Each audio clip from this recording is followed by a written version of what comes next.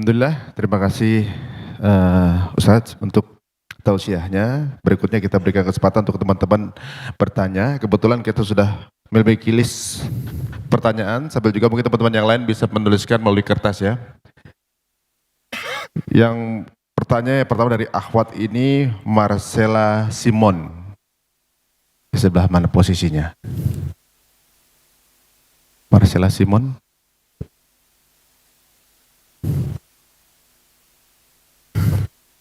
Nah, ya, nggak tahu dapat listnya ini. Oh, Oke. Yang Ikhwan dulu kalau gitu sambil menunggu. Wajah duduk ini. Roger dan Warta. Belum hadir.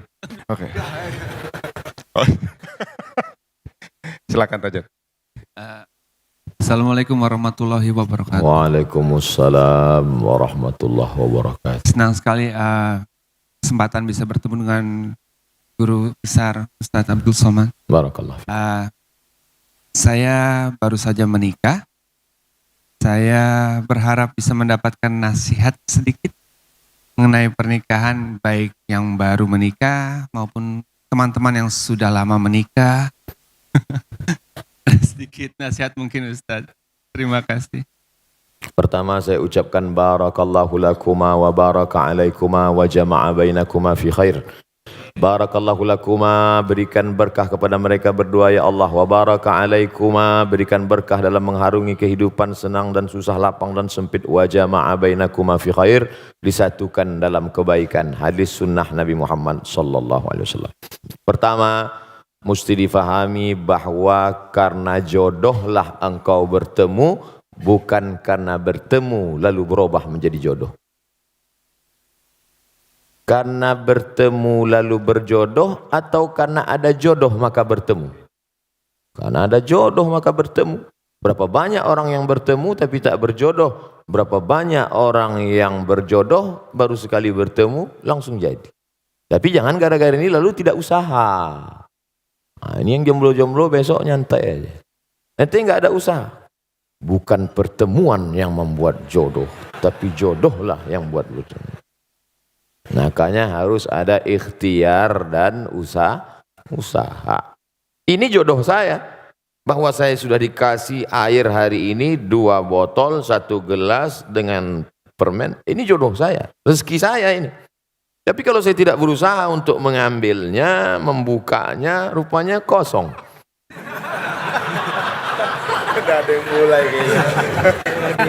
Harus ada ikhtiar. Allah kasih mata, Allah kasih telinga, Allah kasih tenaga, Allah kasih kudrat kemampuan, Allah kasih iradat kehendak. Maka gunakanlah potensi yang ada. Maka pahamilah wahai saudaraku bahwa kalian dipertemukan oleh Allah Subhanahu wa ta'ala. Ini banyak orang sekarang salah jawab. Mas, iya, itu istrinya? Iya. Ketemu di mana? Salah sambung. Maka sejak hari ini katakanlah, aku tak pernah mencari dia, dia tak pernah mencari aku. Allah yang sudah mempertemukan kami. Gitu. Walaupun udah tua, nggak apa-apa. Setelah yakin bahwa itu adalah skenario kehendak Allah, yang kedua, khuliqatil mar'atu min dhila'. Perempuan itu diciptakan dari tulang rusuk yang bengkok. Wajuha a'laha, tulang rusuk yang paling bengkok, yang paling atas. Tulang rusuk yang paling bengkok, yang paling atas. Idza akhazta aqamtaha kasartaha. Kalau kau paksa harus lurus, dia patah. Perempuan ini tulang rusuk yang bengkok. Kalau kau paksa lurus, patah dia. Tapi kalau kau ikut, kau jadi bengkok. Kan susah itu. Kalau diluruskan, patah dia. Kenapa nggak pakai jilbab? Patah dia. Maka pakai lembut lah, pakai jilbab ya. Tak usahlah saya ajari, paham lagi kalian itu. Pandai-pandai. Yang ketiga, man tazawwaja faqad istakmalal iman. Siapa yang menikah, dia sudah menyempurnakan setengah iman. Iman itu 100%. Siapa yang sudah menikah, imannya sudah download 50%. Sisanya bukan menikah lagi. Ini perlu saya luruskan ibu-ibu, karena banyak sekarang jamaah yang sudah pandai menafsirkan sendiri. Sisanya falyattaqillaha fin nisfil baqi, takwa kepada Allah. Setakwa-takwanya anak lajang pemuda jomblo yang belum menikah, imannya baru 50. Sempurnakan dengan menikah. Sebaliknya yang sudah menikah walaupun tidak takwa sudah 50. Tinggal takwa sedikit aja lagi. Oleh sebab itu maka bersyukur kita, sahabat-sahabat kita. Mudah-mudahan yang belum berjodoh ditemukan Allah jodoh. Yang bilang amin yang belum nikah aja.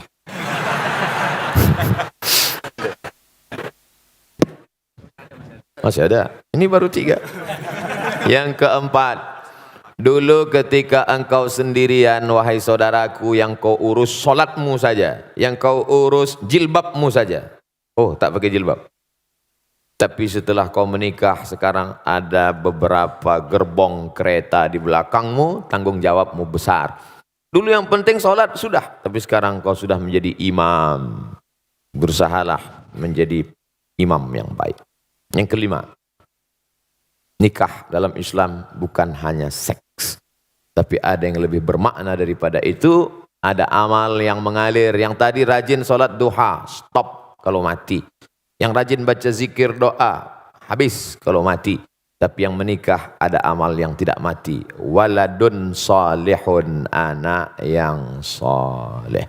Mudah-mudahan dari kalian berdua dan yang lain-lain diberikan Allah anak-anak yang soleh dan soleh. Amin. Ya Rabbal Alamin. Baik. Ya, alhamdulillah.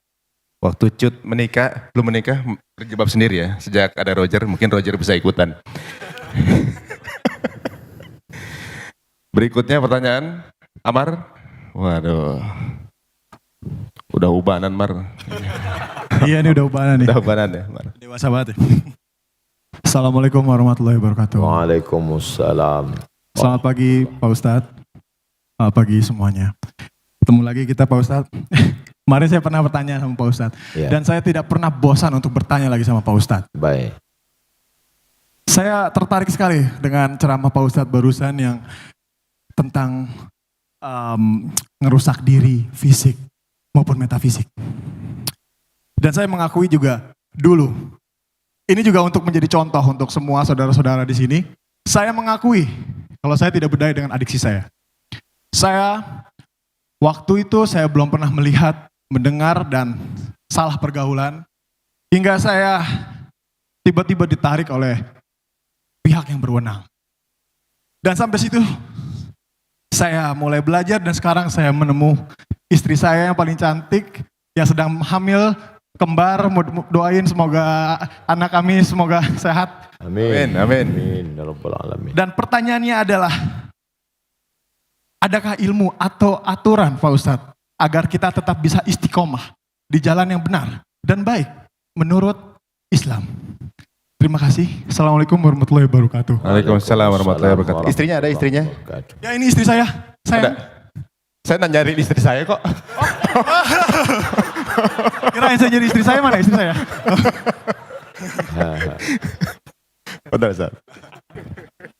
Sahabat Nabi SAW yang sudah masuk Islam itu apa yang mereka lakukan? Mereka belajar. Belajar. La ilaha illallah. Tapi lihat pangkal ayatnya. Bukan ujuk-ujuk langsung la ilaha illallah. Fa'lam annahu la ilaha illallah. Berilmu dulu. Kami belajar melalui medsos. Bagus. Tapi hadir tanya. Jangan baca sendiri, dengar sendiri, pahami sendiri, simpulkan sendiri, nyasar sendiri. Harus berguru. Man la syaikhalahu fasyaitanu syaikhuhu. Siapa yang tidak berguru, setan gurunya. Baca Quran aja bisa salah keliru, apalagi memahami isi Al-Quran. Oleh sebab itu yang pertama, belajar. Yang kedua, komunitas. Karena kita amat sangat berpengaruh terhadap lingkungan kita. Kalau punya grup yang mengingatkan kita baca Quran sudah berapa juz. Kalau punya komunitas yang ngajak kita kepada sholat berjamaah. Kalau kira-kira keberadaan kita di komunitas itu tidak mendukung iman kita, keluar. Kalau saya keluar dari komunitas ini, lantas siapa yang berdakwah Pak Ustadz? Antum berada di situ mempengaruhi atau dipengaruhi. Jangan-jangan antum hanya tukang pancing yang dilarikan ikan. Menyangka akan bisa memancing ikan, rupanya ikan yang tertangkap ikan paus. Oleh sebab itu maka yakinkan diri kuat, setelah kuat bisa baru. Ada periode Makkah, tapi ada periode Madinah Al-Munawwarah. Setelah kuat, yakin, maka komunitas-komunitas yang kira-kira bisa dipengaruhi, tapi kalau tidak, komunitas yang menguatkan iman kita. Yang ketiga, pentingnya menerima nasihat bukan hanya dari telinga, ceramah, khutbah, seminar, pengajian, tausiah, tapi nasihat mata yang tidak bersuara, tak berbunyi. Wa kafa bil mauti wa'iza. Cukuplah kematian sebagai nasihat.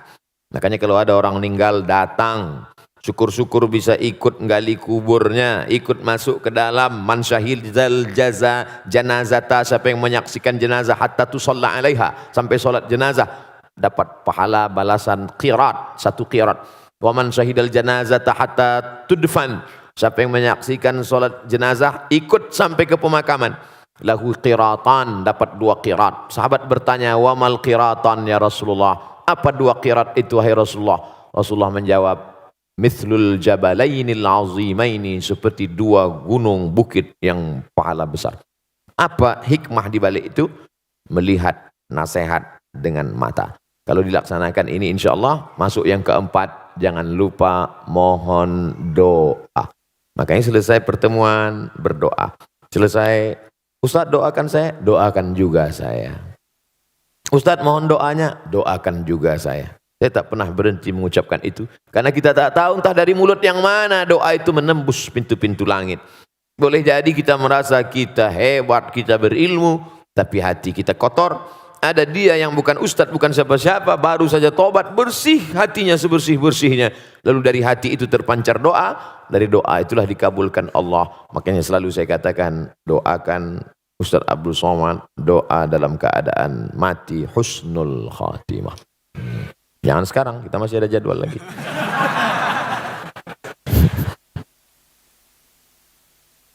Yang berikutnya kita berikan kesempatan untuk teman-teman akhwat.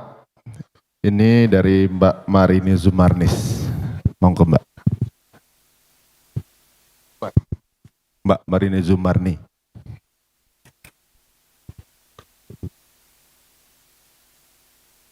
Pakai S. Assalamualaikum warahmatullahi wabarakatuh. Waalaikumsalam. Pak Ustadz, saya mau menanya. Saya kan sudah menikah udah hampir 21 tahun. Dan anak saya juga sudah dewasa. Nah, kita pada ibu-ibu, mungkin saya juga mewakili semua ibu-ibu di sini. Doa apa yang paling baik untuk supaya anak kita dan semua keturunan kita itu soleh dan soleha. Karena memang kan tugas kita, anak-anak itu kan amanah buat kita. Jadi saya minta itu doanya Pak Ustadz. Doa apa yang paling baik dan kapan waktunya untuk supaya anak-anak kita dan keturunan kita menjadi soleh dan soleha. Assalamualaikum warahmatullahi wabarakatuh. Waalaikumsalam warahmatullahi wabarakatuh. Pertama, Rabbana hablana minas salihin. Kalau dalam bentuk tunggal sendiri, Rabbi habli minas salihin. Doa Nabi Ibrahim alaihissalam dikabulkan Allah, minta dapatlah Ishak dan Ismail. Yang kedua, doa Nabi Zakaria, lahirlah anak soleh juga bernama Yahya. Rabbana hablana min ladunka dzurriyyatan thayyibah. Yang ketiga, doanya ibadur rahman. Rabbana hablana min azwajina wa dzurriyyatina qurrata a'yunin waj'alna lil muttaqina imama. Yang keempat, bahwa aqrabu ma yakunul 'abdu min rabbih wa huwa sajid. Orang paling dekat dengan Allah ketika dia sedang bersujud. Tempatnya saat bersujud. Tapi ini ayat Al-Quran nggak boleh dibaca waktu sujud. Saat itu posisinya bukan sebagai ayat, tapi sebagai doa. Perempuan maaf, dalam keadaan menstruasi tak boleh baca Quran. Tapi ketika posisinya sebagai doa, maka boleh dia baca. Contoh, naik kendaraan. Rabbana subhanalladzi sakhkhara lana hadza wa ma kunna lahu muqrinin wa inna ila rabbina lamunqalibun. Boleh dia baca. Karena saat itu posisinya bukan ayat tapi sebagai doa. Waktu yang paling afdal tahajud malam. Tahajud tidak bisa, duha. Duha tidak bisa, kapan Allah Ta'ala memperkenankan doa. Adab-adabnya menghadap ke arah kiblat. Kalau berwudu, baik. Didahului salat sunat, hajat 2 rakaat, amat sangat baik. Salat sunat dalam keadaan wudu, salat sunat berdoa kepada Allah. Bagus lagi berdoa dengan tawassul. Tidak membawa tangan hampa kosong, tapi ada yang disebut dalam doa. Hadisnya Sahih Bukhari tentang 3 orang yang terjebak di dalam gua. Tiba-tiba pintu gua tersumbat, tertutup. Lalu dia berdoa, ya Allah, aku pernah punya pembantu. Pembantuku itu pergi. Sebelum dia pergi, gajinya tidak diambil. Maka gajinya aku belikan kambing, kambingnya beranak pinak, banyak. Tiba-tiba pembantuku itu datang, lalu aku panggil dia, hei pembantu, kemari. Ambil kambing-kambingmu ini semua, ambillah. Maka aku bermohon kepadamu, ya Allah, berkat kemuliaan sedekahku itu, bukakan pintu gua ini, terbuka. Itu dalil boleh berdoa menyebut amal bertawassul namanya. Ya Allah, berkat anak yatim yang kusekolahkan itu kemarin, walaupun cuma sebulan aja. Tapi jangan ditulis di medsos. Jangan kuat-kuat. Kadang ada juga orang berdoa ini biar dengar di sebelah. Ya Allah, berkat masjid yang kubantu 100 juta kemarin. Yang disebutkan. Yang kedua, orang dalam gua tadi berdoa, ya Allah, aku punya seorang ibu dan ayah. Setiap aku pulang membawa susu kambing ke rumah, istriku menangis belum makan, anakku meraung kelaparan, tapi ku tunggu ibu dan ayahku terbangun. Setelah mereka terbangun baru ku berikan. Kalau memang baktiku kepada engkau ini membuat doa terkabul, kabulkan doa, terbuka. Yang ketiga, ya Allah, aku tidak kaya seperti dia bisa bersedekah, dan aku tidak bisa berbakti karena orang tuaku sudah meninggal. Aku hanya melakukan satu, hampir melakukan perbuatan dosa, tapi tidak jadi karena takut kepadamu. Kalau rasa takut ini pun bisa membuat doa terkabul, bukakan pintu, terbuka pintu gua. Oleh sebab itu, berdoa ada waktunya, ada adabnya, dan dengan tawassul baik. Mudah-mudahan anak-anak kita dijaga, dipelihara dari perbuatan maksiat dan dosa. Baik. Baik, berikutnya kami berikan kesempatan untuk Teh Desi. Teh Desi Ratnasari.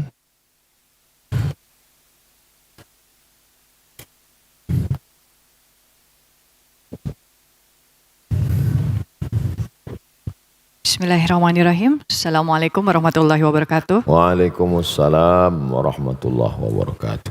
Saya ingin menanyakan hal materi yang tadi Ustadz sampaikan.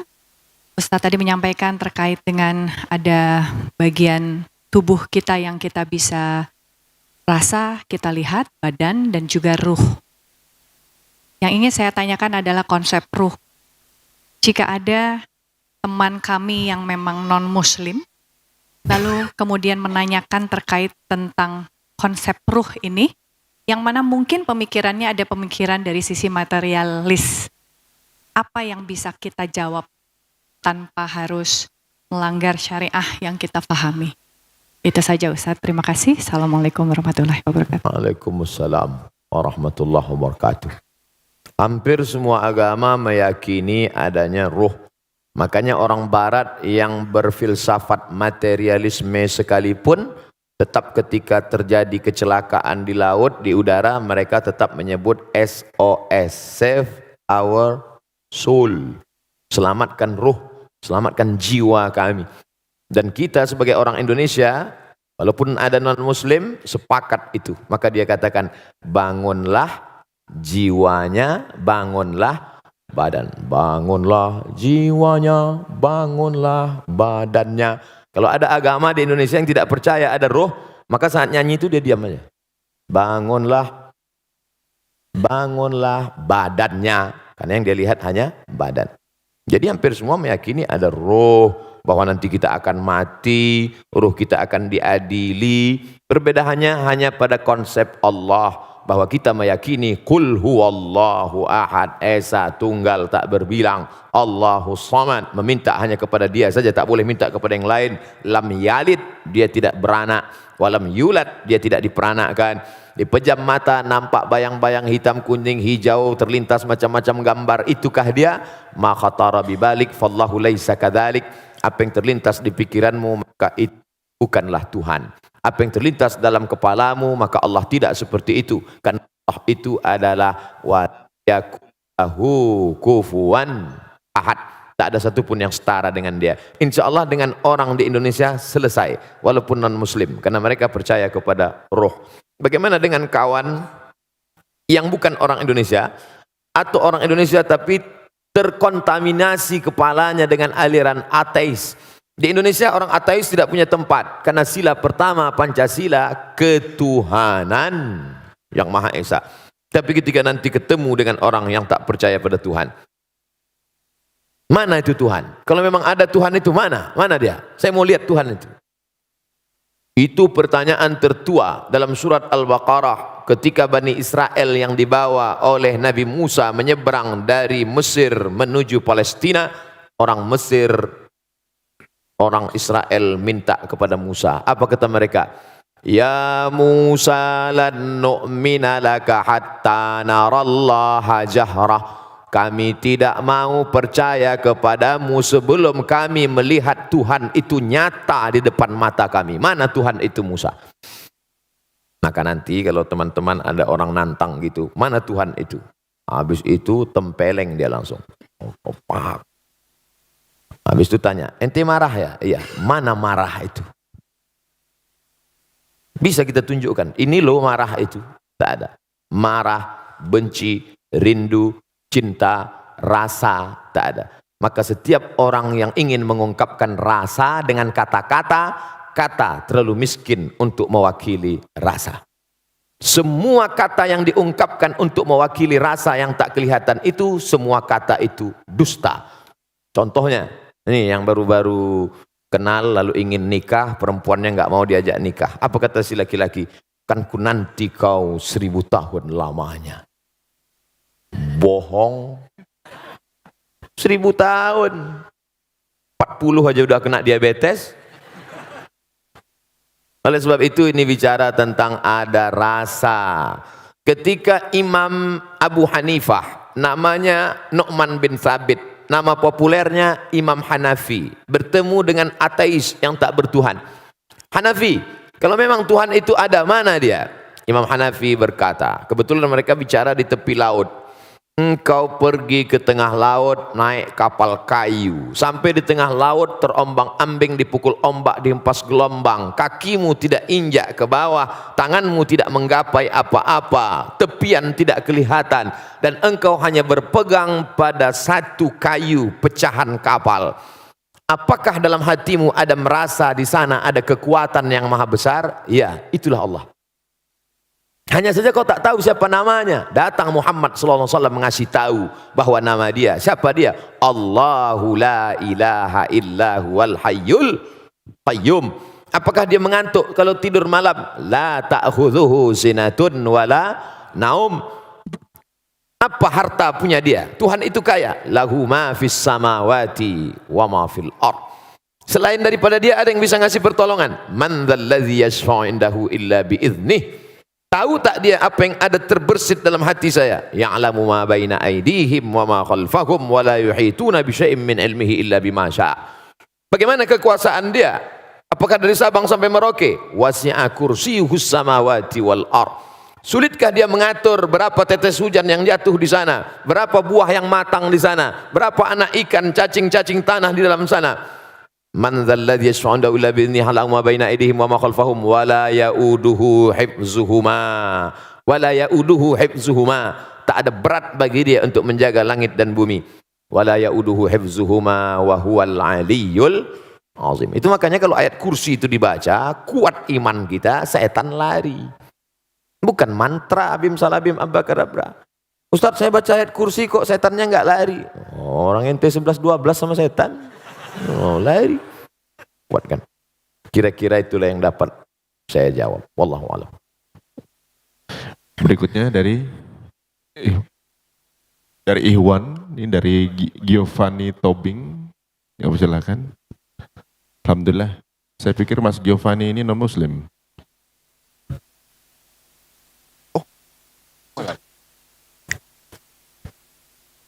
Silakan Mas Giovanni. Oh, lagi di toilet. Alhamdulillah. Berarti beliau sudah hitan.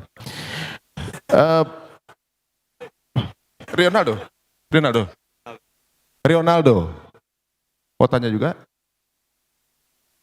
Di toilet juga mungkin bersama Giovanni. Oke. Baiklah. Sepertinya list yang diberikan panitia dari teman-teman yang sudah booking pertanyaan sudah selesai. Oh ya, berikut dari Omar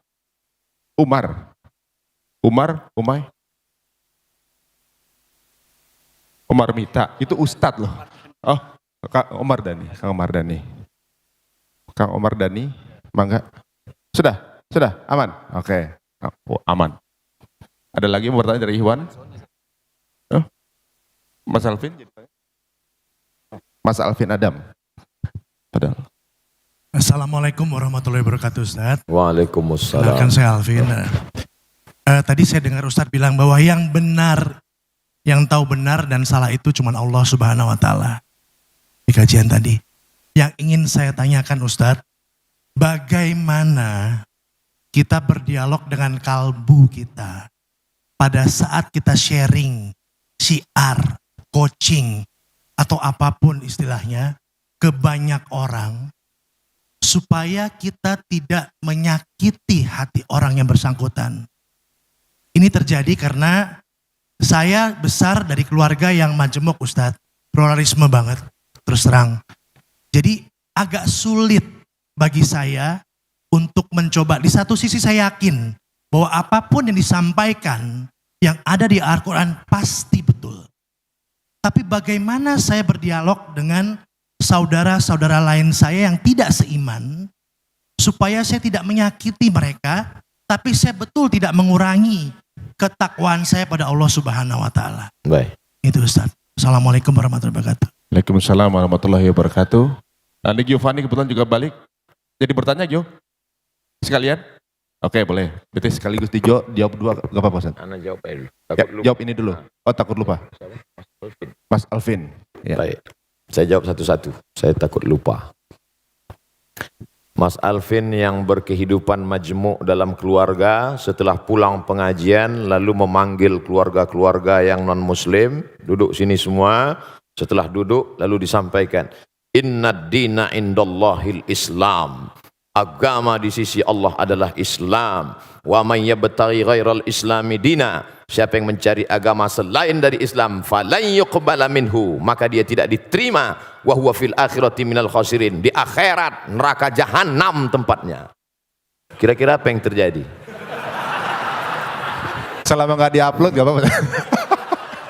Pertanyaannya, apakah yang disampaikan tadi benar? Benar. Ini kita bukan bicara masalah kebenaran tidak kebenaran, tapi dalam Islam diajarkan ud'u ila sabili rabbik, ajak orang ke jalan Allah bil hikmah wal mau'izatil hasanah, suri tauladan yang baik, santun, kelembutan. Saya cerita, ada seorang imam dari kalangan tabi'in, Nabi Muhammad SAW, di bawah Nabi sahabat Nabi, di bawah sahabat Nabi tabi'in. Orang yang ketemu dengan Nabi, sahabat. Yang ketemu dengan sahabat namanya tabi'in. Nama tabi'in ini Al-Imam Al-Hasan Al-Basri. Meninggal tahun 110 Hijrah di kota Basrah, Irak. Dia rumahnya di tepi bukit, sehingga tetangganya di atas, dia di bawah. Suatu ketika dia sakit. Tidak keluar rumah, tetangganya turun dari atas, non-muslim, menjenguk ke rumahnya, dilihat di ruang tamu, mana Hasan Basri? Dia tidak ada, dia di kamar, dijenguk di kamarnya. Hai Imam Hasan Al-Basri, ya apa kabarmu? Aku sakit. Itu di pojok rumahmu ada ember, iya. Apa itu ember? Menampung air dari atas. Air apa? Aku tidak tahu, aku tampung saja. Kalau tidak salah itu air WC ku. Air WC si non muslim jatuh menetes ke bawah, Lalu kemudian dia bertanya, berapa lama sudah kau menahankan air menetes ini? Ishruna sanah, 20 tahun. Ajaran apa yang mengajarkanmu seperti ini, wahai Hasan Basri? Saksikanlah, wahai Hasan Basri, asyhadu an la ilaha illallah wa asyhadu anna Muhammadan Rasulullah. Tersentuh hatinya karena akhlak dan kelembutan. Berapa banyak orang tua yang dulu kehilangan anaknya ketika orang tua itu masih satu keyakinan dengan dia, tak pernah datang, mabuk narkoba, tapi ketika sudah masuk Islam, membawa makanan, menyentuh kebaikan, memeluk ciumnya, karena Islam tak melarang putus hubungan walaupun beda agama. Akhirnya orang tua itu tersentuh, berkata, dulu kusangka kalau anakku pindah agama dia akan hilang, tapi justru sekarang kau makin dekat dengan aku. Saksikanlah, nak, asyhadu an la ilaha illallah wa asyhadu anna Rasulullah. Tapi sayangnya itu hanya di sinetron aja. Kita mau contohkan real dan nyata. Oleh sebab itu maka sentuhlah dia dengan akhlak Islam, karena Allah Subhanahu wa taala tidak pernah memuji Nabi Muhammad sallallahu alaihi wasallam. Ai Muhammad yang tahajudnya sampai kakinya bengkak. Ai Muhammad, enggak. Tapi apa bunyi ayatnya? Wa innaka la'ala khuluqin azim. Sesungguhnya engkau, wahai Muhammad SAW, berakhlak mulia. Akhlakul karimah. Makanya Nabi itu datang, apa kata dia? Innama bu'istu liutammima makarimal akhlak. Aku datang untuk menyempurnakan akhlak. Anak Abu Bakar namanya Asma. Asma ini satu ayah dengan Aisyah istri Nabi, tapi lain ibu. Ibunya non muslim. Setelah Asma pindah dari kota Makkah ke kota Madinah, ibunya rindu, datang ingin menemui Asma. Asma takut bertemu ibunya karena non muslim. Akhirnya melapor ke Nabi, ya Rasulullah, ya ummi qadimat, ibu saya datang. Afa asiluha, ibu saya datang jauh dari kota Makkah, tapi saya takut menemuinya karena akidahnya berbeda. Bolehkah saya silaturahim dengan dia? Kata Nabi, apakah Nabi menjawab, ini pedang pancung kepala makmu. Kata Nabi, siliha, silakan sambung silaturahim. Afa'utiha, boleh aku beri dia hadiah? Apa kata Nabi? I'tiha, beri dia hadiah. Berdasarkan hadis ini, kata Syekh Atiyah Saqar, Mufti Al-Azhar Mesir, boleh memberi daging kurban kepada non-muslim dengan syarat kurban sunat, bukan kurban wajib. Zakat tak boleh, karena wajib untuk umat Islam. Kurban wajib, kurban nazar tak boleh. Kalau nanti saya punya anak, saya bernazar mau kurban, ya Allah, tapi kalau enggak punya anak, sampai mati enggak mau kurban, itu enggak boleh. Kurban sunat boleh. Jadi saudara saya Mas Alvin, maka tunjukkan saja dengan perilaku, dengan kelembutan, dengan akhlak, tahadu tahabu, saling berbagi hadiah, maka kau akan berkasih sayang. Bersalaman, menghilangkan kedengkian, kemarahan, kelembutan, maka insya Allah, tapi tetap dengan berpegang ada aturan-aturan. Kehidupan sosial tak masalah, tapi kalau sudah terkait dengan akidah harus tegas. Wala ana abidum ma'abadtum wala antum abiduna ma'abud lakum dinukum waliyadin. Wallahu a'lam bishawab. Ya, berikutnya pertanyaan dari Mas Gio. Jadi Mas Gio? Oke, siap. Jadi silakan Mas Gio. Assalamualaikum warahmatullahi wabarakatuh. Waalaikumsalam warahmatullahi wabarakatuh. Alhamdulillah doa saya diijabah. Udah lama pengen nanya sama Pak Ustadz. Akhirnya hari ini, hari pertama saya ikut pengajian musyawarah, langsung dapat kesempatan untuk bertanya. Alhamdulillah. Saya seorang mualaf. Saya memeluk Islam setelah saya menikah. Dan saya merasa Islam suatu agama yang luar biasa. Waktu sebelum saya memeluk agama Islam, saya ke gereja pun setahun sekali udah syukur. Tapi saya bertransformasi menjadi seseorang yang berusaha untuk menjadi lebih baik di Islam sampai bisa sholat 5 waktu, mempelajari yang lain-lain. Pertanyaan saya sama Pak Ustadz adalah, kemarin itu saya udah, anak saya ada tanya sama saya, Dedi, kalau surat ini bunyinya apa? Wah, saya mulai nggak tahu nih, ya kan? Nah, saya rasa saya mulai harus belajar banyak mengenai Islam, mengenai surat dan lain sebagainya.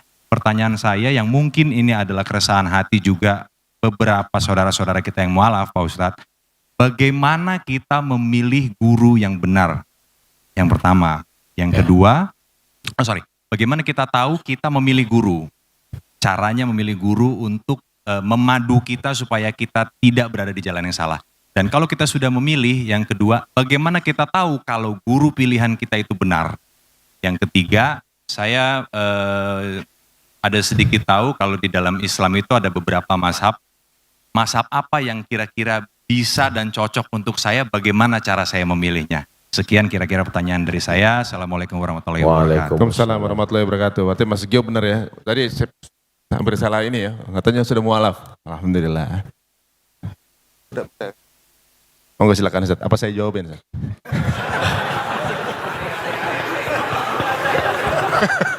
Afwan. Mas Gio, yang catatan amalnya masih bersih, ketika di hadapan Allah mungkin buku catatan dosa saya jauh lebih banyak. Oleh sebab itu jangan lupa doakan saya, doakan kami, doakan kita semua. Pertama, bahwa dalam Islam tidak ada holy man setelah Nabi Muhammad SAW. Tak ada manusia suci yang anti kritik, yang tak boleh diperbaiki, diluruskan. Makanya ketika Umar bin Khattab jadi khalifah, dia menangis. Kenapa? Karena dia sekarang punya jabatan tinggi, dia takut nanti sahabat tidak ada satupun yang bisa meluruskan dia. Tapi kemudian ketika ada sahabat berkata, kalau kau salah wahai Umar bin Khattab, aku yang akan meluruskanmu. Dia peluk, alhamdulillah masih ada hamba Allah yang meluruskan.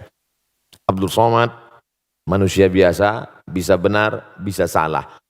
Main bola ada statuta yang dibuat oleh FIFA, rule of the game, aturan main. Ini outside namanya, ini goal namanya. Maka ketika orang itu keluar dari standar ini, dia tidak benar. Idza ra'aitar rajul, seorang yang diyakini sebagai wali Allah. Kita tahu ada wali songo, manusia yang punya karamah, kemuliaan. Dalam kitab Al-Luma' cahaya-cahaya, ditulis oleh Imam Saraj At-Tusi.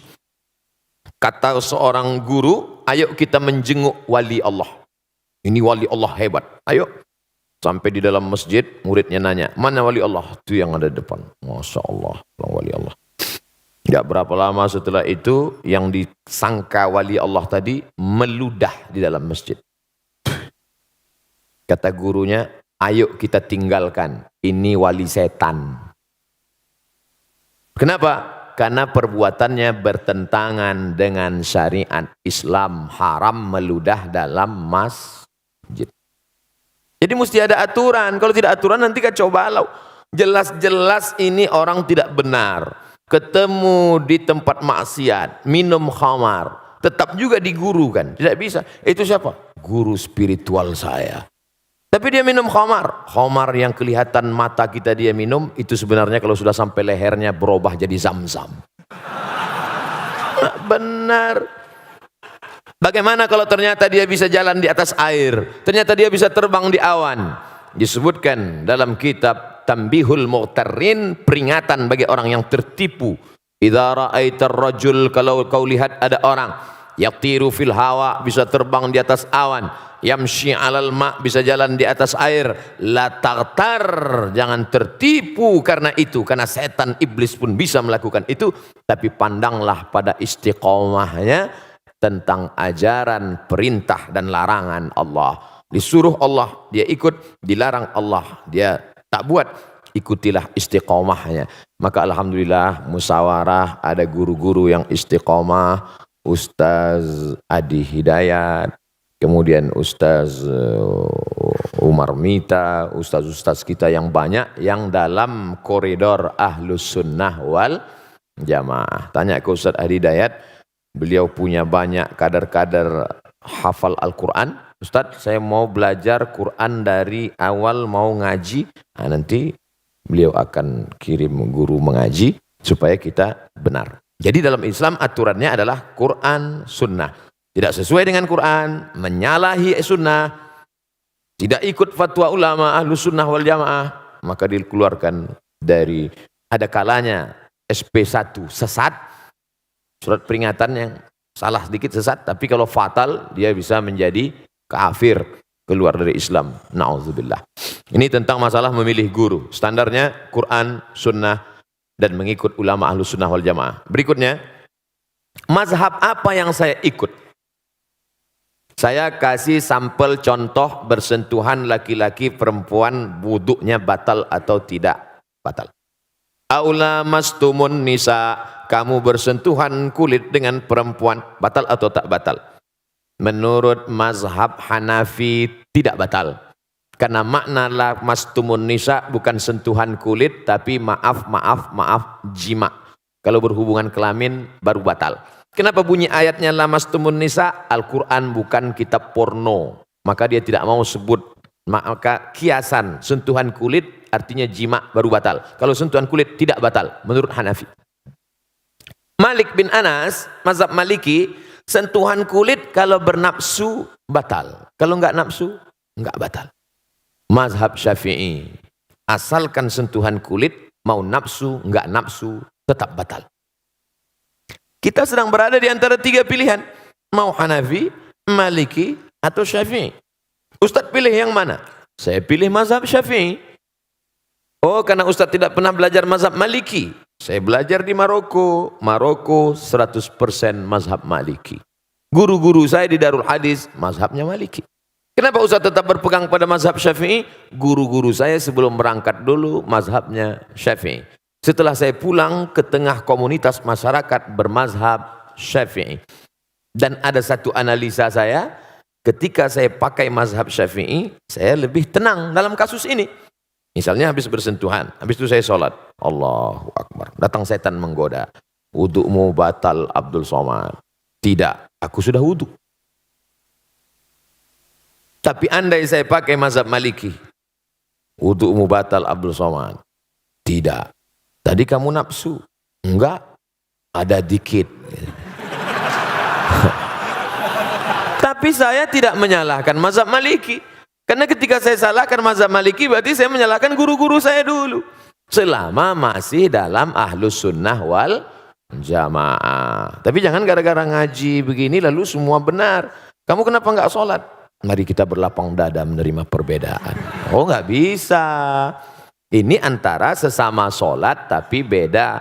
Maka kata Syekh Yusuf Qardawi, sebenarnya orang awam dia enggak punya mazhab. Mazhabnya adalah mazhab gurunya. Apa mazhab gurunya? Ya itulah mazhab dia. Kebetulan saya berguru kepada guru-guru yang bermazhab Syafi'i. Maka saya ikut mazhab Syafi'i. Andai dulu saya lahir di India, di sana mazhabnya Hanafi, mungkin saya sekarang mazhab Hanafi. Andai saya dulu orang Maroko, mungkin sekarang mazhab Maliki. Tapi kemudian setelah belajar, dalam beberapa tidak secara keseluruhan, tentang bayar zakat pakai uang misalnya. Nah, dalam hal ini pakai mazhab Hanafi. Kalau mazhab Syafi'i mesti pakai beras. Lalu orang miskin dikasih beras numpuk. Akhirnya dia mau beli baju kan tidak mungkin pakai beras barter. Beras itu dijual juga. Akhirnya perlu uang juga. Kenapa nggak langsung aja pakai uang?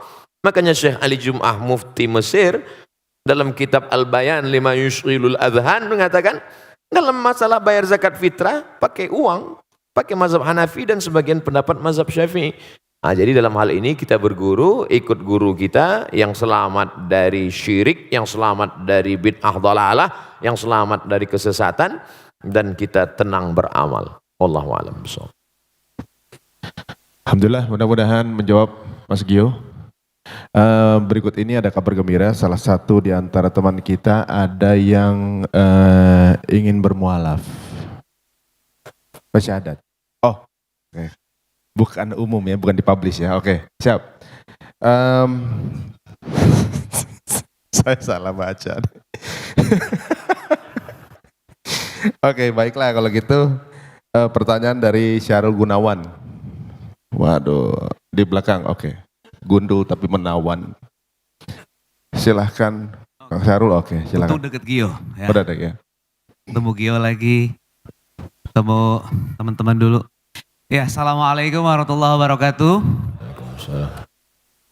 Ustadz Abdul Somad, alhamdulillah bisa bertanya lagi sama antum. Insyaallah. Yang pertama tadi saya mau menanyakan mengenai fisik atau metafisik atau psikis. Mengenai ria, Ustadz. Saya sudah 12 tahun bergerak di bidang travel umroh haji, hanya sebatas saya mengawal. Tapi ilmu saya Masih jauh Ustaz. Ketika saya memposting foto-foto atau video untuk kepentingan promosi saya di travel, saya merasa bahwa ya ini kan tergantung niat. Saya kan ingin promosi. Tapi ketika saya menanyakan pada diri saya, hey, kamu ini sebenarnya sedang mempromosikan diri kamu atau travel kamu? Itu yang saya kadang-kadang, oh ya, mungkin kebanyakan orang juga sering sulit untuk menilai ini ria atau ikhlas ataupun tujuan lain. Ya. Itu yang pertama. Terus kemudian yang berikutnya, saya kira udah nggak usah lah. Kasih kesempatan sama yang lain aja. Saya kira itu. Terima kasih banyak. Billahi taufiq wal hidayah. Assalamualaikum warahmatullahi wabarakatuh. Waalaikumsalam. Assalamualaikum warahmatullahi wabarakatuh. Kita tanya ke anak muda yang sholat ke masjid, tiba-tiba ada yang satu nggak sholat ke masjid. Ente kenapa nggak sholat ke masjid? Takut ria Pak Ustadz. Standar ria bukan lewat perasaan, tapi standar dalam Islam adalah syariat, Quran dan sunnah. 1 meter sudah ditetapkan 100 cm, bukan mengikut perasaan. Karena kalau ikut perasaan nanti datang bawa orang sahasta. Ini berapa? Ya 1 meter aja dah. Tidak bisa begitu. Oleh sebab itu, apakah ini tergolong ria atau tidak? Apa kata Imam Fudail bin Iyad? Tarkul amal li ajlin nas ria. Tidak jadi beramal karena ingin dipuji orang, ria. Wal amal li ajlihim syirik. Beramal karena ingin dipuji orang, syirik. Masuk masjid, mau sholat tahiyatul masjid, teman-teman di belakang sudah siap kameranya mau upload. Enggak jadi tahiyatul masjid karena takut dipuji orang, syirik. Sholat supaya dipuji orang, melirik ke belakang supaya dipuji orang, syirik. Tidak jadi beramal karena takut dipuji orang, riya. Beramal supaya dipuji orang, syirik. Lalu yang selamat bagaimana? Laksanakan menurut tuntunan Quran dan sunnah. Mohon perlindungan kepada Allah supaya Allah membersihkan hati. Kalau pakai perasaan nanti ustaz-ustaz nggak ada yang diupload ceramahnya. Jangan upload, saya takut riya. Akhirnya isi medsos itu hantu aja semua. Makanya ulama sekaliber Habib Umar bin Hafiz, ada FB-nya, ada Instagram, ada follower, ada muhibbin. Habib Umar bin Hafiz, kemudian pula Syekh Ali Jum'ah, Habib Ali Zainal Abidin, tetap ada. Untuk apa? Ini syiar, syiar. Fahami ini sebagai syiar.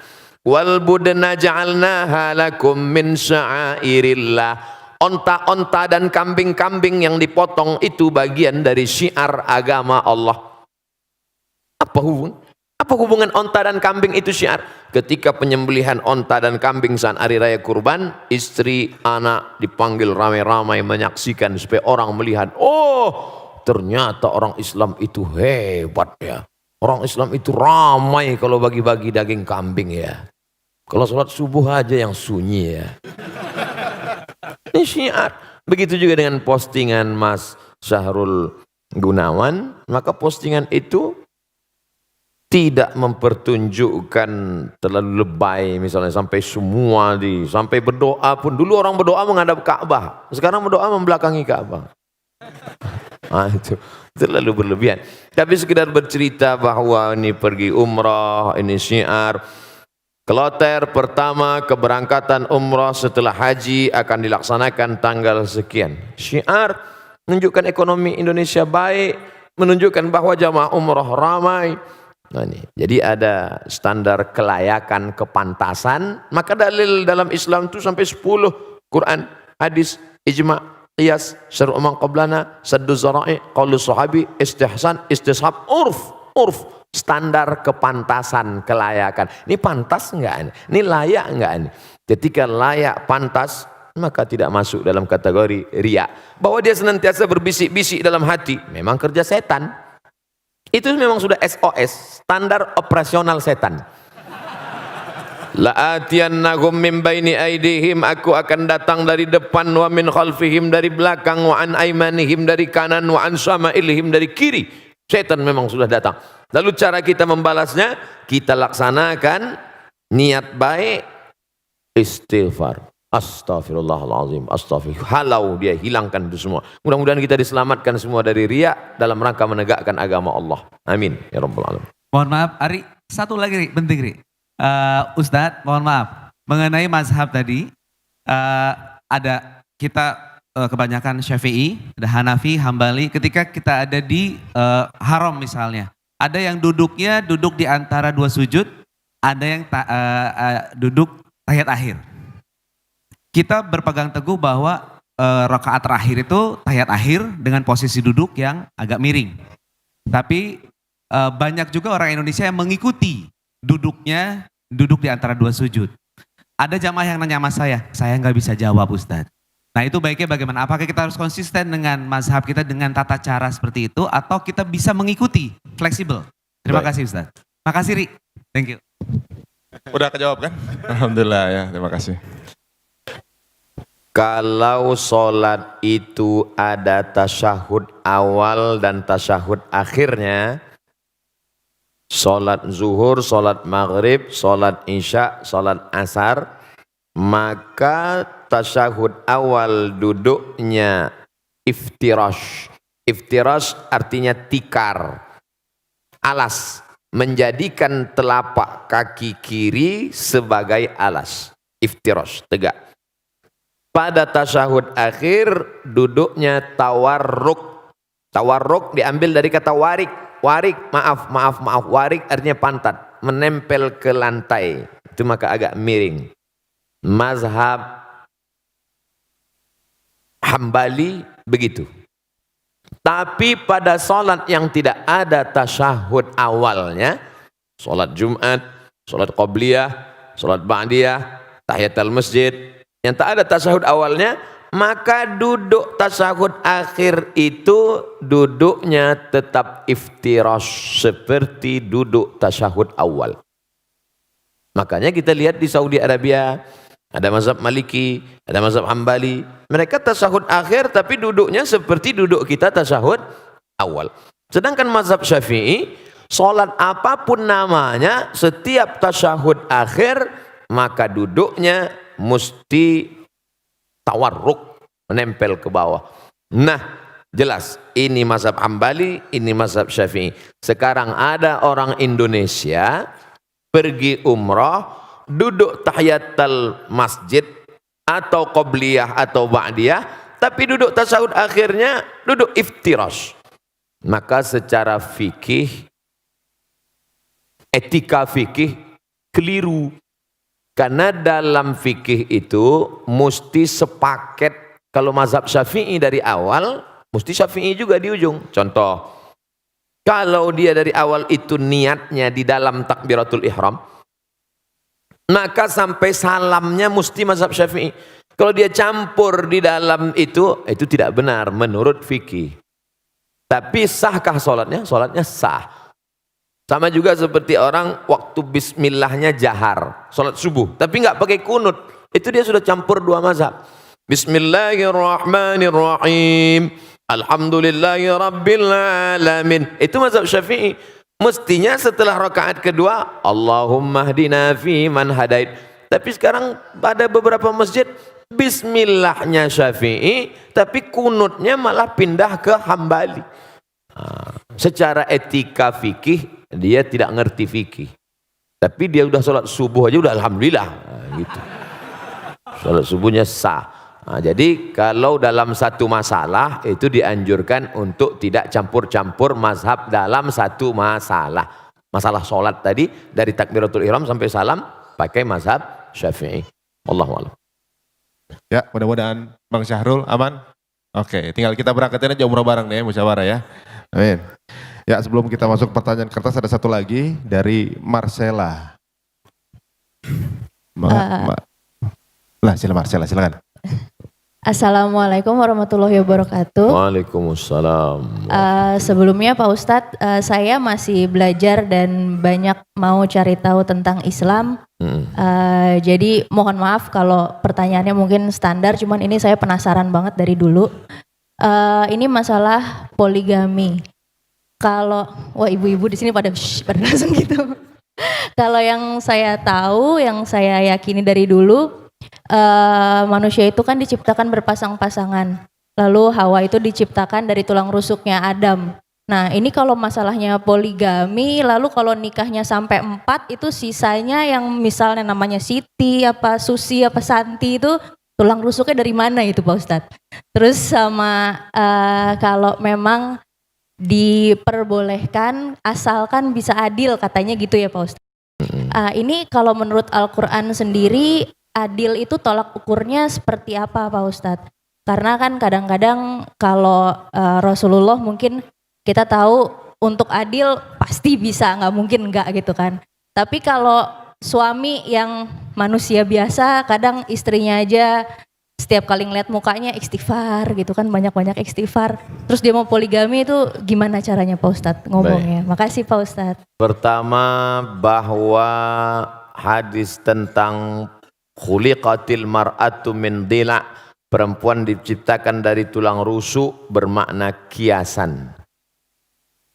Tulang rusuk melindungi jantung atau jantung melindungi tulang rusuk? Tulang rusuk yang melindungi jantung. Perempuan itu tulang rusuk, laki-laki itu jantung. Maka perempuan yang melindungi laki-laki. Makanya dalam Quran disebut hunna libasul lakum wa antum libasul lahun. Perempuan menjadi pakaian bagi laki-laki, menutupi segala cacat, aib dan kekurangannya. Maka tulang rusuk menjadi pelindung bagi laki-laki. Nah, jadi jangan dipahami tekstual lalu sebelum nikah minta surat catatan dokter berapa yang hilang tulang rusuknya. Nah, saya nggak mau nikah sama kamu, tulang rusukmu hilang 3, berarti bini kau 3 katanya. Ini yang pertama. Yang kedua, Nabi Muhammad SAW menikah dengan Khadijah monogami 25 tahun. Monogami, istri tunggal. Baru poligami sekitar 10 atau 12 tahun. Mana yang lebih lama dalam kehidupan Nabi? Monogami atau poligami?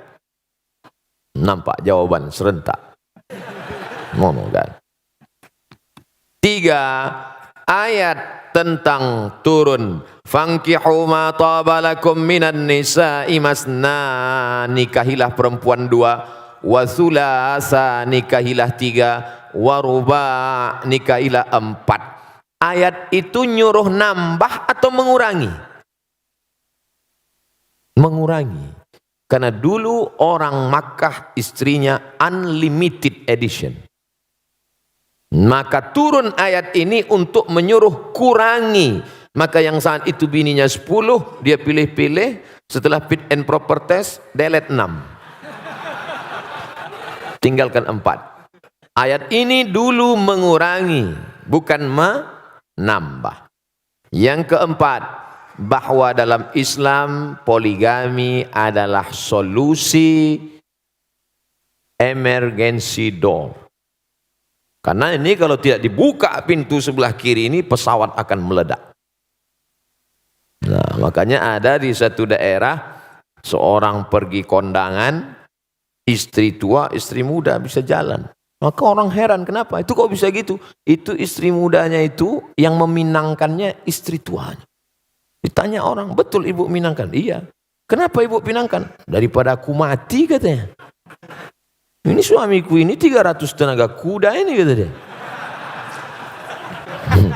Ini solusi emergency door.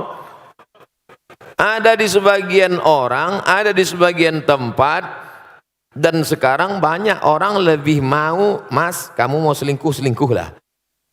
Yang penting seksnya sehat. Oh, tak bisa begitu. Dalam Islam ada aturan agama yang menjaga keselamatan. Islam itu datang menjaga 5. Hifzul aqli, menjaga akal. Jangan pakai sabu-sabu, narkoba. Hifzun nafs menjaga diri, jangan bunuh diri, haram. Hifzuddin menjaga agama, jangan kotori akidah. Hifzul mal menjaga harta, jangan riba, jangan mencuri, jangan merampok, jangan merampas. Hifzul ard menjaga kehormatan, jangan caci maki, olo-olo, ejek. 5 menjaga. Kalau dengan poligami bisa menjaga, lanjutkan. Tapi justru menghancurkan, jangan. Oleh sebab itu maka ini dia tidak kaku seperti besi, dia seperti karet. Nah, ini yang saya sebutkan ini adalah pertimbangan-pertimbangan bagi yang sudah siap-siap untuk setuju menandatangani materi 6.000. Karena semua laki-laki ini tidak akan bisa menikah tanpa izin istri pertama. Sudah dilindungi oleh Negara Kesatuan Republik Indonesia. Ibu-ibu jangan takut, jangan khawatir. La tahab, jangan takut. Wala tahzan, jangan sedih. Takbir.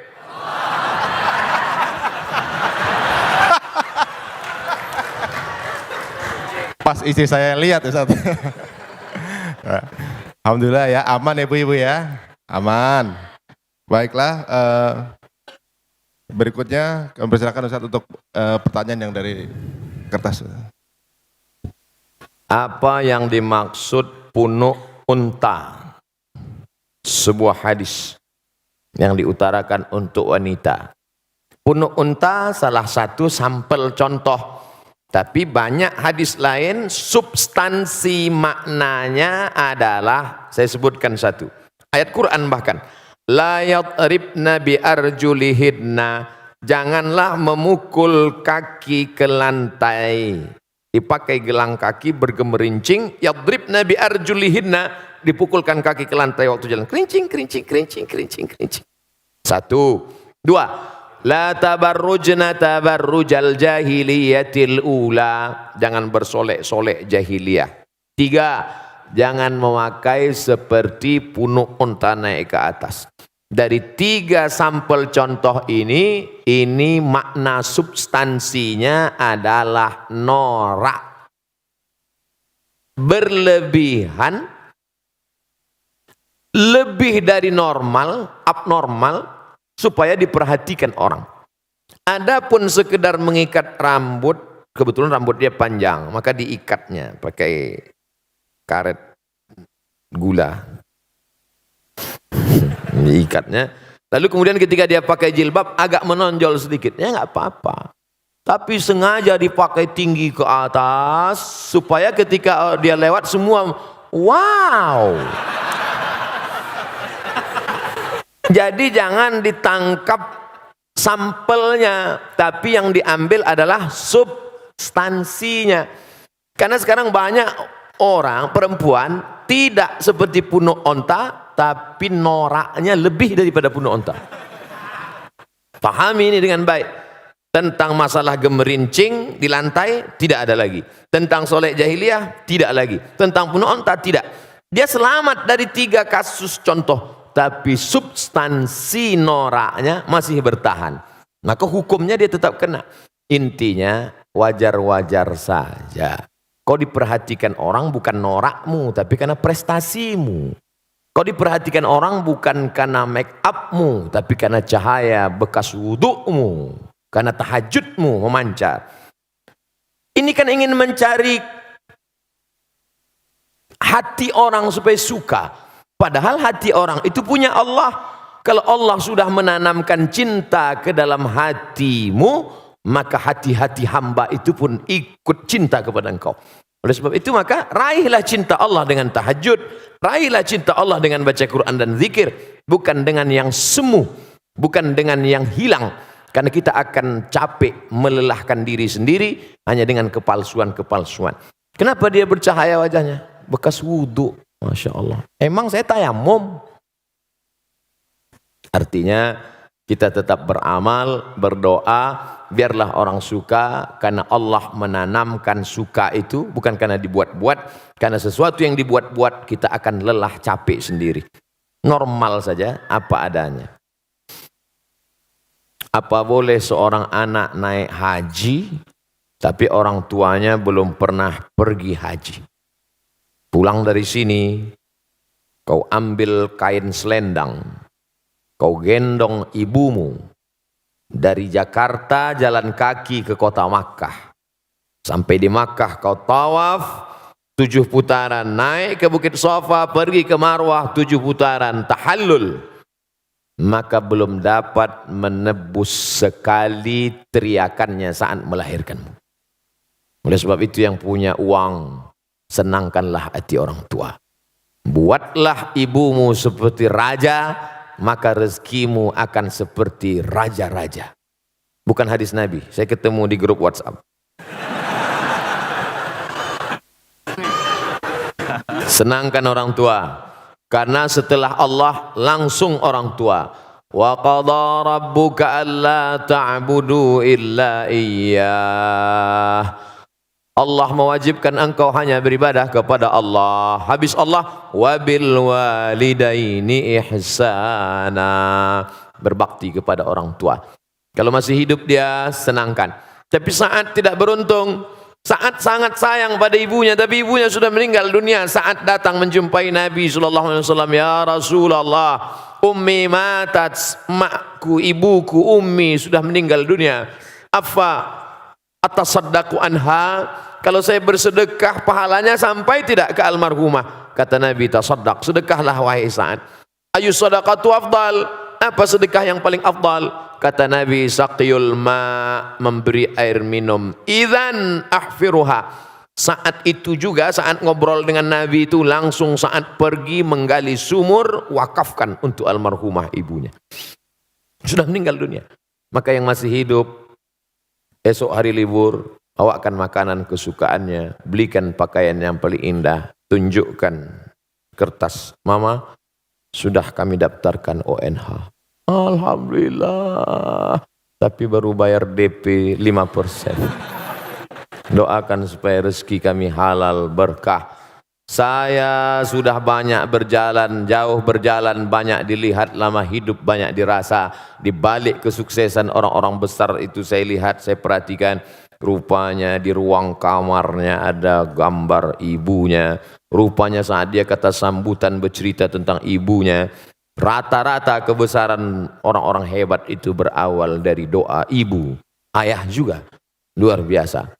Ummuka ibumu, ummuka ibumu, ummuka ibumu. Saat Nabi ditanya, ayyun nas, man ahaqqun nas bi husni suhbati, siapa orang yang paling layak mendapatkan baktiku? Ummuka. Setelah itu abuka, bapakmu. Oleh sebab itu maka kalau masih hidup dia senangkan. Bisa memberangkatkan dia haji, Allah akan ganti berpuluh-puluh kali kau akan bisa ke tanah suci Makkah Al-Mukarramah insyaallah.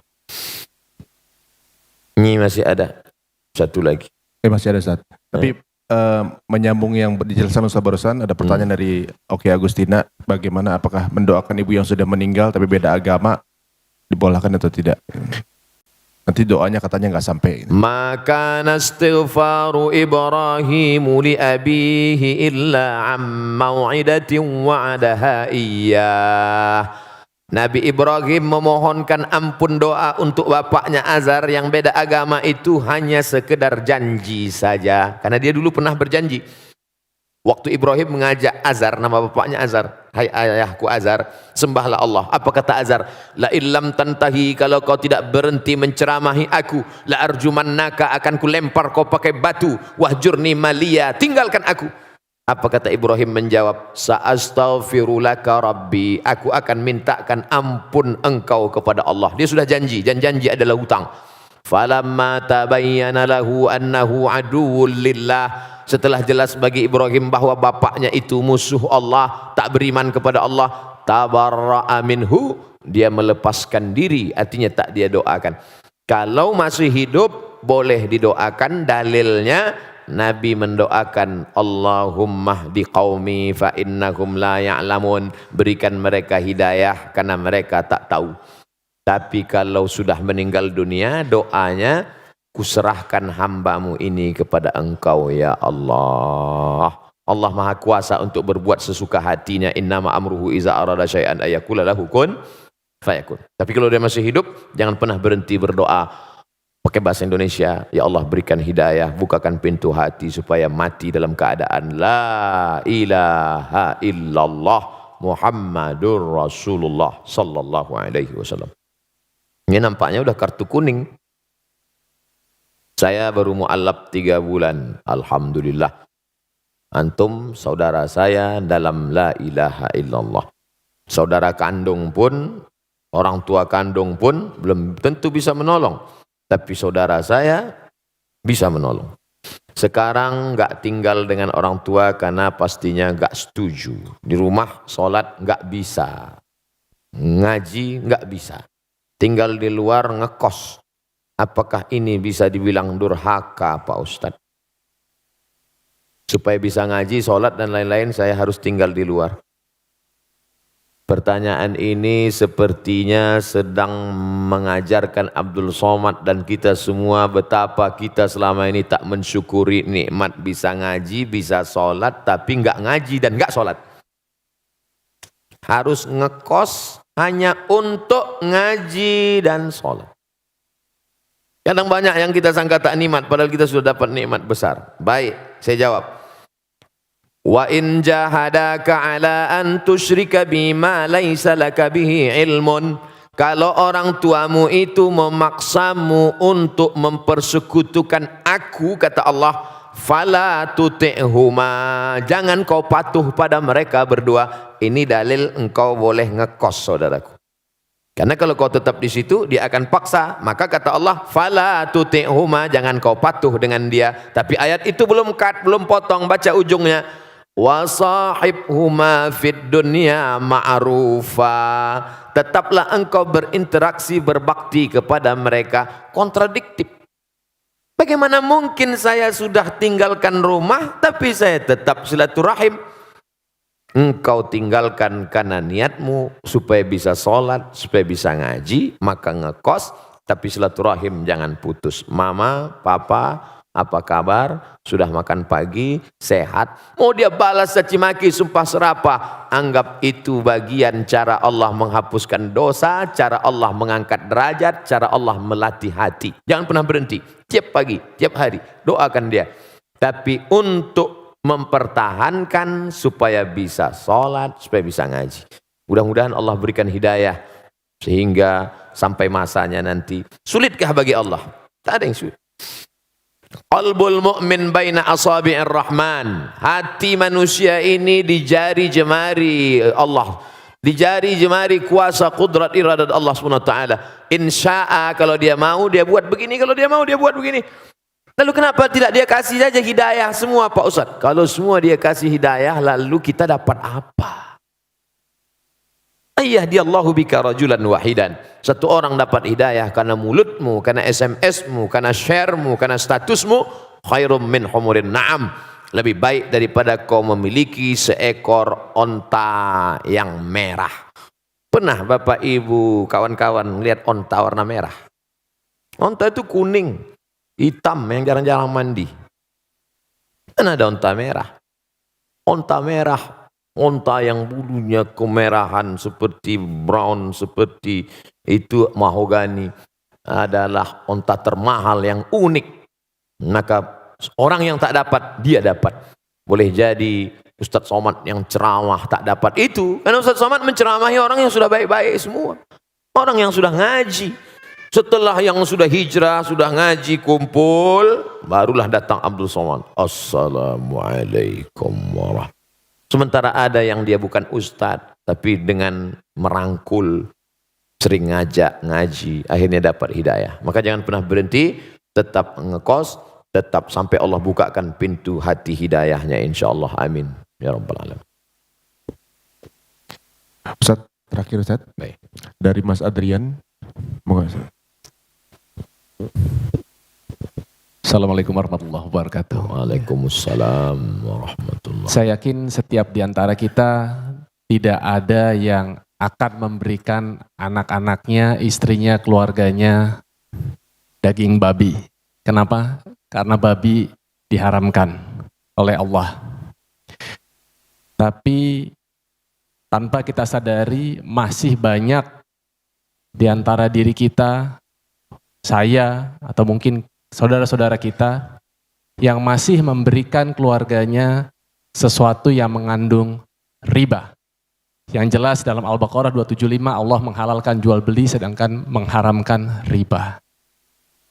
Ustadz Abdul Somad yang saya sangat cintai, bagaimana untuk meyakinkan diri kita, keluarga kita dalam era zaman saat seperti ini yang sudah penuh dengan materialisme, kapitalisme, supaya kita bisa selamat khususnya dari hal yang diharamkan oleh Allah tersebut. Jazakallah khair Ustaz. Assalamualaikum warahmatullahi wabarakatuh. Waalaikumsalam warahmatullahi wabarakatuh. Mengapa orang terjebak pada riba? Pertama, kita tidak tahu. Yang tidak tahu, kita kasih tahu. Setelah tahu, maka harus berubah. Mengapa orang terjebak pada riba? Karena kebutuhan ekonomi, terdesak. Pilihannya cuma dua. Kalau tidak riba, mati. Maka dalam hal ini berlaku hukum darurat. Ad-darurat tubihul mahzurat. Yang darurat membolehkan yang terlarang sampai daruratnya hilang. Oke, termaafkan. Emergensi. Yang ketiga, terjebak pada riba karena style. Kalau tidak ngutang, tidak dianggap sebagai orang kaya. Akhirnya terjebak pada kehidupan yang semu dan palsu. Kerja setan, la'udillannahum, aku sesatkan mereka. Setelah sesat, wala umanniyannahum, aku buat mereka berhalusinasi. Kau yang paling cantik, kau yang paling kaya, kau yang paling hebat, kau yang paling-paling. Padahal dia saja yang merasa. Orang lain lihat dia malah jijik. Nah, ini jebakan setan. Lebih bahaya daripada jebakan Batman. Yang keempat, maka Allah Ta'ala menyebutkan beberapa ancaman. Ancaman pertama, alladzina ya'kuluna riba, orang yang makan riba, la yaqumuna illa kama yaqumul ladzi yatakhabbatuhu syaitanu minal mas.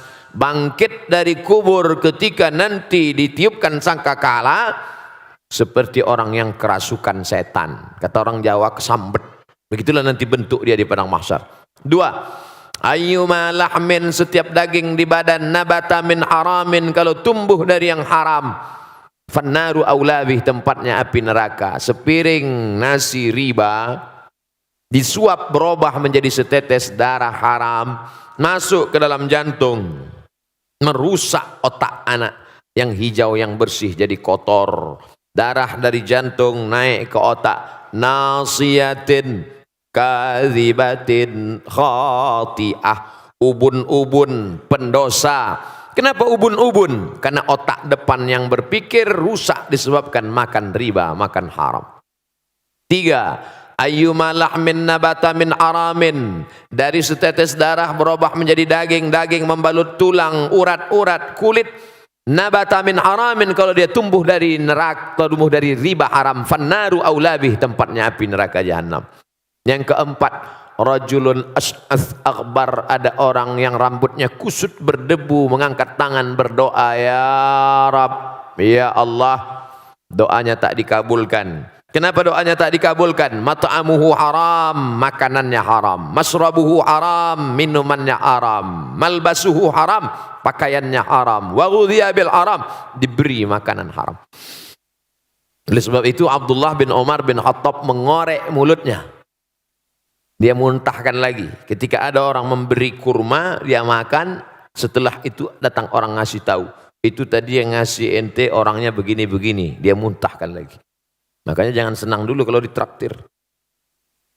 Oleh sebab itu maka kita jaga diri kita, keluarga kita dari riba ini, beralih ke bank syariah. Beralih, alihkan tuh tabungan-tabungan bank syariah yang dapat fatwa DSN, Dewan Syariah Nasional. Kita kembangkan ekonomi syariah. Wah, kemarin saya baca buku Pak Ustadz, tidak syariahnya bank syariah, menuju syariah, menuju syariah. Karena kalau langsung ujuk-ujuk ya nggak bisa, berproses. Haramnya khamar aja berproses. Dulu orang musyrik jahiliyah minum khamar sesuka hatinya. Allah tidak langsung haram dah, tapi berproses. La taqrabus shalah, jangan kamu salat wa antum sukara, ketika kamu sedang mabuk. Enggak boleh salat waktu mabuk. Artinya apa? Kalau enggak dalam salat boleh mabuk. Tapi jangan dipakai sekarang. Ini cerita tentang pengharaman khamar dulu.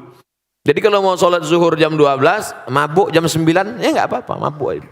Tolong jangan dipotong. Dulu nih ceritanya, sebelum pengharaman. Setelah umat Islam mulai menjauhkan khamar, karena ketika itu ada sahabat yang mabuk minum sampai lupa ayat, sambil mabuk sholat. Wala ana abidum ma'abadtum wala antum ma'abiduna ma'abud. Wala ana abidum ma'abadtum wala antum ma'abiduna ma'abud. Wala ana abidum ma'abadtum. Nah keturun ayat la taqrabus salata wa antum sukara. Jangan kamu salat ketika kamu mabuk hatta ta'lamu ma taqulun, sampai kamu sadar apa yang kamu ucapkan. Artinya umat Islam sudah mulai menjauhi khamar. Setelah jauh baru turun ayat kedua. Yas'alunaka 'anil khamri wal maisir. Kalau mereka bertanya kepadamu tentang khamar dan judi, qul katakan fihima itsmun kabir. Dosanya besar, tapi manfaatnya juga besar. Tetap cerita manfaat, tapi udah mulai agak-agak jauh. Setelah jauh, baru turun ayat pamungkas yang ketiga. Innamal khamru, khamar, sabu-sabu, narkoba, wal maisir, judi, wal ansab, menyembelih binatang untuk berhala, wal azlam, mengundi nasib, rijsun, najis, min amali syaitan, perbuatan setan, fajtanibuh, jauhi. Nah, jadi finalnya begitu. Begitu juga tentang proses ini, berdiri bank muamalat, lalu bank-bank konvensional buka cabang divisi syariah, 16 tahun, 15 tahun baru boleh mendirikan sendiri. Beberapa bank daerah, bank Aceh, bank NTB, bank Sumatera Barat, nah ini bank Riau, berubah menjadi bank syariah. Mudah-mudahan semuanya dalam proses, walaupun mungkin kita tidak lagi hidup di atas dunia, tapi anak-anak cucu kita mendapatkan bank syariah ini sehingga murni dari riba, insyaallah. Amin ya rabbal alamin. Amin ya rabbal alamin. Alhamdulillah rabbil alamin. Sepertinya sesi tanya jawab sudah berakhir. Sebelum kita masuk ke salat zuhur, ada baiknya kita mendengarkan doa penutup dari Ustaz. Fadhal Ustaz. Astaghfirullahalazim. Astaghfirullahalazim. Astaghfirullahalazim. Alladzi la ilaha illa huwal hayyul qayyum wa atubu ilaih. Rabbana alaika tawakkalna, kepada Engkau kami bertawakal ya Allah. Wa ilaika anabna, kepada Engkau kami berserah diri ya Allah. Wa ilaikal masir, kepada Engkau kami semua akan mati menghadapmu ya Allah. Rabbana fir lana dzunubana, ampunkan dosa silap dan salah kami. Wali ummahatina, ibu yang sudah melahirkan kami, 9 bulan 10 hari mengandung kami. Berapa kali dia tidak jadi sholat duha gara-gara kami menangis di pelukannya. Berapa kali dia sudah ambil wudhu akan tahajud juga tidak jadi karena kami menangis sampai pagi. Berapa kali dia tidak jadi mengganti baju hari raya demi kami. Berapa kali dia harus kena panas terik demi sekolah kami. Hari ini saat kami ingin membalas budi baiknya, dia sudah berada di dalam tanah. Tak dapat kami balas selain berdoa, Rabbana ighfir lana dzunubana wa liwalidayna warhamhuma kama rabbayana shaghira. Allahumma ja'al abna'ana wa banatina, anak-anak kami. Dulu di zaman kami kecil godaan ada, tapi di zaman anak-anak kami begitu hebat dan dahsyat. Selamatkan mereka dari narkoba ya Allah, selamatkan mereka dari zina, selamatkan mereka dari pergaulan bebas, selamatkan mereka dari segala perbuatan dosa dan maksiat. Ya muqallibal qulub, wahai Engkau yang membolak-balikkan hati, sabbit qulubana, kokohkan hati kami, ala dinik, dalam agamamu, wa ala ta'atik, dalam ketaatan kepadamu ya Allah. Allahumma alif baina qulubina, hati yang sudah Kau satukan dalam iman dan Islam ini, maka jaga hati kami jangan sampai dirusak hanya karena hasad dan dengki ya Allah. Allahumma tahhir qulubana minal hasadi wan nifaqi wal kibriya. Jaga hati kami dari sifat angkuh dan sombong. Jaga hati kami dari sifat syirik dan riya. Jaga hati kami dari segala yang membuat amal kami hilang sia-sia, tak dapat menjadi bekal saat menghadapmu nanti ya Allah. Allahumma barik lana fi amwalina, berikan berkah pada harta yang Kau titipkan kepada kami, sehingga harta itu tidak menjadi istidraj, nampaknya seperti nikmat tapi ternyata di balik itu semua azab. Jadikan harta kami berkah sehingga kami bisa berinfak, berwakaf, bersekolah, menyantuni anak yatim, membayarkan sekolah fakir miskin, mendirikan rumah jompo, menyantuni mereka yang kekurangan ya Allah. Allahumma barik lana fi ahlina wa auladina. Berikan berkah pada keluarga kami sehingga dapat kami membimbing sampai saat kami nanti menghadapmu ya Allah. Allahumma ja'al hadzal balada baladan aminan mutmainnan ya'tihi rizquhu min kulli makan. Jadikan negeri tempat tinggal kami Negara Kesatuan Republik Indonesia negeri yang aman, damai, bersih dari segala kehancuran, perpecahan, terbuka pintu rezeki dari segala penjuru. Allahumma waffiq ulata umurina. Pemimpin-pemimpin kami, condongkan hati mereka untuk menolong agamamu dengan kekuasaan yang kau titipkan di tangan mereka ya Allah. Allahumma khtim lana bihusnil khatimah. Tutup umur kami dengan husnul khatimah. Wala takhtim alaina bisu'il khatimah. Jangan kau tutup hati kami, jangan kau tutup umur kami, jangan kau tutup usia kami dengan su'ul khatimah. Allahumma ja'al akhira kalamina. Jadikan akhir kalam kami indan tihai ajalina. Ketika ajal kami sampai, yang terakhir keluar dari mulut kami adalah La ilaha illallah Muhammad Rasulullah sallallahu alaihi wasallam. Kalimatu haqqin alaiha nahya, dengan itu kami hidup. Wa alaiha namutu, dengan itu kami mati. Wa biha nub'atsu, dengan itu juga nanti kami ingin dibangkitkan di padang mahsyar menghadapmu ya Allah. Rabbana atina fid dunya hasanah wa fil akhirati hasanah wa qina adzabannar. Wa sallallahu ala sayyidina wa maulana Muhammad wa ala alihi wa sahbihi wa sallam. Walhamdulillahi rabbil alamin. Taqabbalallahu minkum minna wa minkum taqabbal ya karim. Terima kasih segala perhatian. Mohon maaf banyak silap salah kata tak berkenan di hati. Wassalamualaikum warahmatullahi wabarakatuh. Waalaikumsalam warahmatullahi wabarakatuh. Teman-teman semuanya, kita akan langsung melaksanakan sholat zuhur. Teman-teman mohon ditemani Ustadz kita untuk berada di saf salat, dan juga kita ingatkan teman-teman untuk sampah-sampah